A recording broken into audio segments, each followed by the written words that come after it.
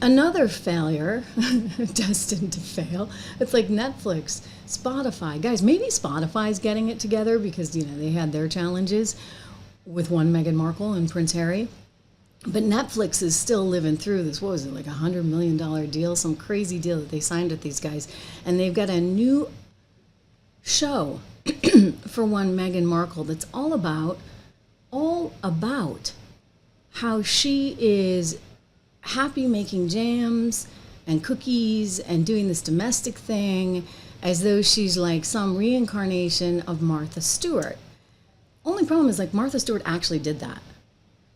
Really and truly. One of my friends grew up next door to Martha, and like this is kind of how she always was, right? Like that was her thing. She really was who she purported to be, regardless of what you think about Martha Stewart, right? And I get that she's super liberal and all that stuff too. But like that's who she was. What you see is what you get. With Meghan, like you never know what you're gonna get. Like this woman is playing a part all of the time. And it's why none of these things are successful. I mean, the podcast was awful. You could tell that she was literally reading off a script, but she wasn't strong enough as an actress to actually be able to read as though it was natural. So it sounded scripted. It sounded terrible. And now all the critics are coming out, and one after another, they're saying this is like the worst thing we've ever seen. And it's once again because it's inauthentic. So I think Meghan Markle has to like do a deep dive and figure out who she is. I'd recommend Harry do the same thing, and I think he's going to come to the conclusion that he's a different person than Meghan Markle has tried to make him become. Like, he's not as bad a guy as he now seems to be because he's gotten so trapped up in this anger. Really, in this anger that she seemingly has. There was a clip, let me see if I can find it for you guys, of Katie Hopkins recently. And I actually played this on my shorts feed because it just struck me as absolutely, positively diabolical. Diabolical that Katie Hopkins, so she's somebody who's over in the UK and she's like sort of a political commentator. She's a bit of a entertainment commentator. I may not be able to play it, but she actually said that Meghan Markle wore Diana's perfume. I don't know if this is true, but this is per Katie Hopkins. And her sources, she wore Diana's perfume on her first date with one Harry. I mean, that's bonkers. Anyway, the critics are just tearing this thing apart.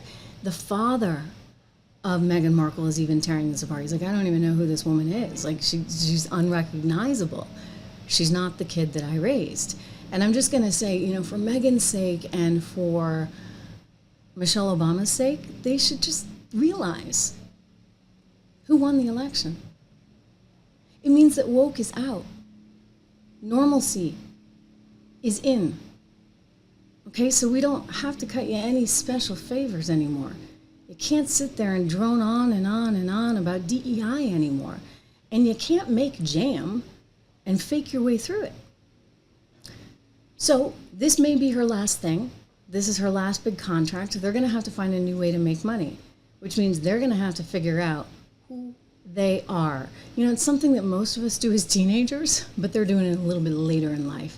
Funny how Trump kind of forced that on them too. Reminder, if you are interested in investing in gold, I can't say enough good stuff about my friends over at American Heart for Gold who help us to bring you this show every single day for free.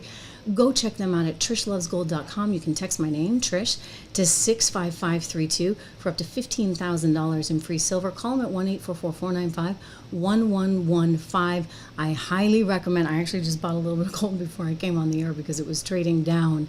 And it's one of those things that I don't get in and out of. I just hold forever because it helps balance out some of the fluctuations, shall we say, in the portfolio. Although today is crazy. Like everything is down. Everything is down. There's nowhere to hide because the media has gone into hysterics. They think that somehow you're going to have just Armageddon coming. And I would just say that, you know what? Betting against America and betting against Trump doesn't work. All right? We've seen that time and time again. It really and truly doesn't work. So for the smart money, they're rethinking everything. I encourage you to be one with the smart money. Go get my investment newsletter. We got an issue coming out just within the next hour. 76research.com. Use code word dollar. You get it for $1 a month. Money back guarantee. So the worst you're at is $1 if you really don't like it. I think you'll like it though. That's our goal, to make sure that you have something for the future. And there's lots of portfolios there to help you do that.